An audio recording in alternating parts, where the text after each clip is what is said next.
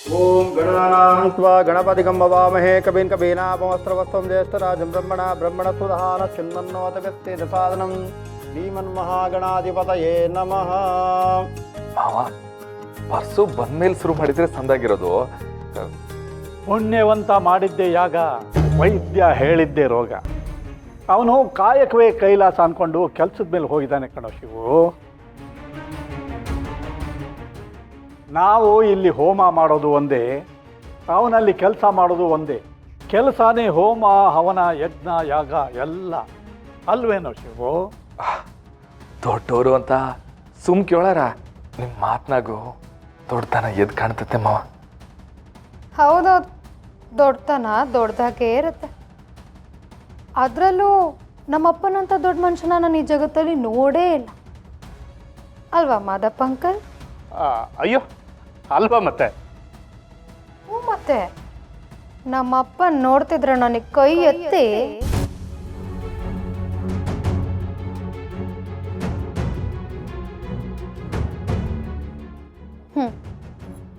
ಮುಗಿಬೇಕನ್ಸುತ್ತೆ.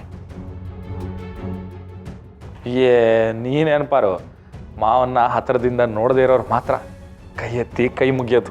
ನಮ್ಮಂಥವ್ರು ಮಾವನ ಒಳ್ಳೆತನ ನೋಡಿ ಕಾಲಿಗೆ ಬೀಳೋಣ ಅನ್ಸುತ್ತೆ.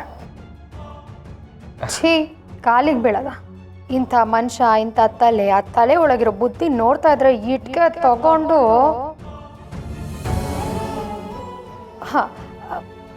ದೇವಸ್ಥಾನ ಕಟ್ಟಿ ಪೂಜೆ ಮಾಡಬೇಕು ಅಂತ ಅನ್ಸುತ್ತೆ.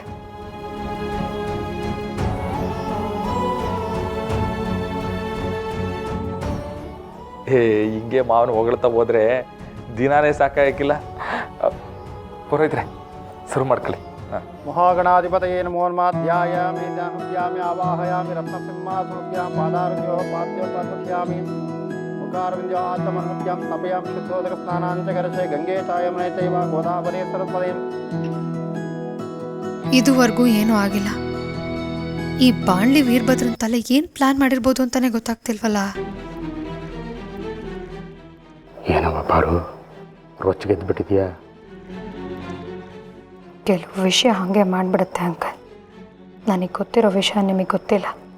ನಿಮಗೇನಾದರೂ ವಿಷಯ ಗೊತ್ತಾದರೆ ಬಾರು, ಮೊದಲು ಸ್ಕನ್ ತಗೊಂಬಂದು ಸುಟ್ಟಾಕ್ಬಿಡ್ತೀನಿ ಅಂತ ನೀವೇ ಹೇಳ್ಬಿಡ್ತೀರ. ಇರಿ ಅಂಕಲ್, ಪೂಜೆ ಒಂದು ಮುಗಿಲಿ ಮಾತಾಡೋಣ. ಸರಿ ಕಣವ. ರಾಯರೇ, ಮನೆಯವ್ರ ಪೂಜೆ ಕೂತ್ಕೊಳ್ಳಿ. ರತ್ನಕ್ಕ, ಪೂಜೆಗೆ ನೀನು ಕೂತ್ಕೋಬೇಕಲ್ವೇನೆ?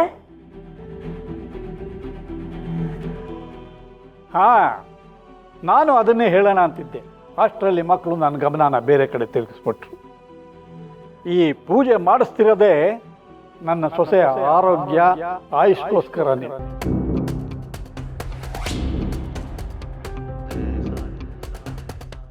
ಹಾಗಾಗಿ ಪೂಜೆಗೆ ಅವಳೇ ಕೂತ್ಕೋಬೇಕು. ರತ್ನಮ್ಮ, ಕೂತ್ಕೊಳ್ಳಮ್ಮ.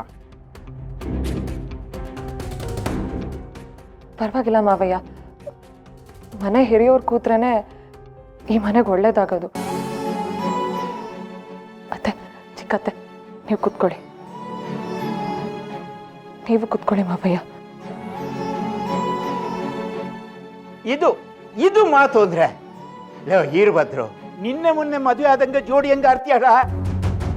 ಕೂತ್ಕ, ಬಾರ್ಲ ವೀರಭದ್ರು, ಬಾ ಕೂತ್ಕೋ. ತಂಗ್ಯಾವ, ಬಾಬಾ ನೀನು. ರಾಯರೇ, ಪುಷ್ಪ ತಗೊಳ್ಳಿ. ಗಣಪತಿಯಲ್ಲಿ ಪ್ರಾರ್ಥನೆ ಮಾಡ್ಕೊಳ್ಳಿ. ವಕ್ರತುಂಡ ಮಹಾಕಾಯ ಕೋಟಿ ಸೂರ್ಯ ಸಮಪ್ರಭಾ ನಿರ್ವಿಘ್ನಂ ಕುರು ಮೇ ದೇವ ಸರ್ವಕಾರ್ಯ ಸರ್ವದಾ ಶ್ರೀಮನ್ ವರಮಹಾಗಣಪತಿ ದೇವತಾಭ್ಯೋ ನಮೋನ್ಮಾಧ್ಯಾನಾವಾಹನಾದಿ ಷೋಡಶೋಪಚಾರ ಪೂಜಾಂಚ ಕರಿಷ್ಯೆ ತರಂಗತ್ವನಾನಾ ಗಂಧಾಢ್ಯೋ ಗಂಧಮುತ್ತಮಾಗ್ರೇಯ ಸರ್ವದೇವಾನಾ ಧೂಪೋ ಹಿಂಬದಿಗಿಷ್ಟಂ ವನಸ್ಪತಿರಸೋತ್ಪನ್ನಾನಾನಾ ಗಂಧಾಢ್ಯೋ ಗಂಧಮುತ್ತಮಾಗ್ರೇಯ ಸರ್ವದೇವಾನಾ ಧೂಪೋ ಹಿಂಬದಿಗಿಷ್ಟಮಗ್ರಾಭ್ಯಾಂ ಧೂಪಾನಾಂ ತ್ರಯ ತರಂಗತ್ವೇನ ನಿಕ್ಷಿಪ್ಯಂ ಬೋರ್ಭುವಸ್ವಾಂ ತತ್ಸೂತ್ರವರೇಣ ಇಟ್ಕೊಳ್ಳಿ. ವಿದ್ಯ ವಿನಾಶನೇ ಶಿವಸತಾಯ ಶ್ರೀ ವರವರದ ಮೂರ್ತಯೇ ನಮೋ ನಮಃ. ಬ್ರಹ್ಮಣ ಸುಧಾ ನಮ್ಮ ದಿಕ್ಕೆ ಕರ್ಪೂರ ಹಾಕಿ ವೈಶ್ವಾನರಾಜ್ಮಹೇ ಲಾಲೀಲಾಲಾಯಿಮಹೇ ಮಹಾಗಣಪತಿ ನಮೋ ನಮಃ. ವಕ್ರತುಂಡ ಮಹಾಕಾಯ ಕೋಟಿ ಸೂರ್ಯ ಸಮಪ್ರಭಾ ನಿರ್ವಿಘ್ನಂ ಕುರು ಮೇ ದೇವ. ಮನಸಾಭಿಷ್ಟ ಕೋರಿಕೆಗಳೇನಿದೆ ಭಕ್ತಿಯಿಂದ ಪ್ರಾರ್ಥನೆ ಮಾಡ್ಕೊಳ್ಳಿ ಎಲ್ಲರೂ ಕೂಡ.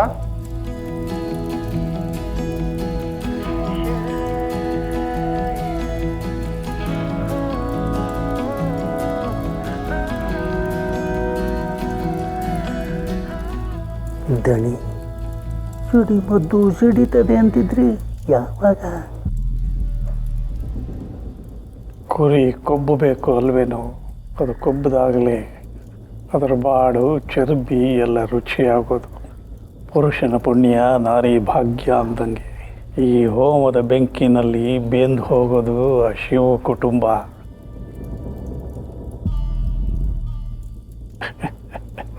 ಮನಸ್ಸಿನಲ್ಲೇ ಇದು ಎಣಿಸ್ತಾ ಇರು, ಸಿಡಿಯುತ್ತೆ.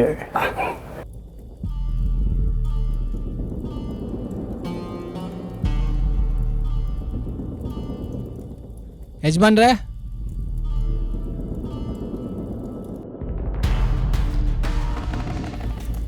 ಏನಣ್ಣ, ಏನು ಬೇಕಿತ್ತು? ಅದು ರತ್ನ ಮೇಡಮ್ದು ಲ್ಯಾಬ್ ರಿಪೋರ್ಟ್ ಬಂದಿದೆ, ಕೊಟ್ಟೋಗೋಣ ಅಂತ ಬಂದೆ. ಓಹ್, ಬಂತಾ?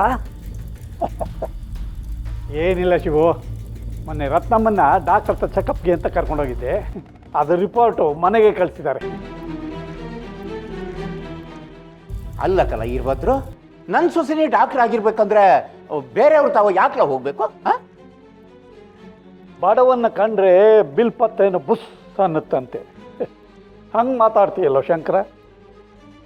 ನನಗೆ ಗೊತ್ತಿಲ್ವಾ ನನ್ನ ಮಗಳು ಡಾಕ್ಟ್ರು ಅಂತ? ನಾನೇ ಓದಿಸಿರೋದು. ಅಲ್ಲಿಗೆ ಕರ್ಕೊಂಡು ಹೋಗಬೇಕು ಅಂತಿದ್ದೆ, ಆದರೆ ಏನು ಮಾಡೋದು, ನಿಮ್ಮ ಹಳೇ ಮನೆಯಲ್ಲಿ ಅದ್ಯಾವುದೋ ಚಿಕ್ಕ ಕೋಣೆಯಲ್ಲಿ ಒಂದು ಕ್ಲಿನಿಕ್ ಮಾಡ್ಕೊಂಡಿದ್ದೀರಿ.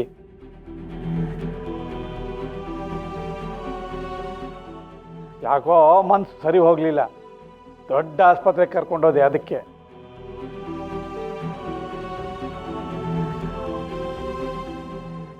ಅದಿಟ್ವೇಮೋ. ಅದು ಬಿಡಿ, ಅದ್ರಾಗ ಏನು ಬರ್ದೈತೆ? ನಂದು ಡೆಲಿವರಿ ಕೊಡೋ ಕೆಲಸ ಅಷ್ಟೇ. ಇದನ್ನ ಡಾಕ್ಟ್ರೇ ಓದಬೇಕು, ಇಲ್ಲ ಅಂತಂದ್ರೆ ನೀವೇ ಡಾಕ್ಟರ್ ಕಾಲ್ ಮಾಡಿ. ಛತ್ರಿ ದಣಿ ಸರಿ ದಣಿ. ಬೇಡ, ಅದರ ಅವಶ್ಯಕತೆ ಇಲ್ಲ, ನಾನೇ ನೋಡ್ತೀನಿ. ಕೊಡಿ.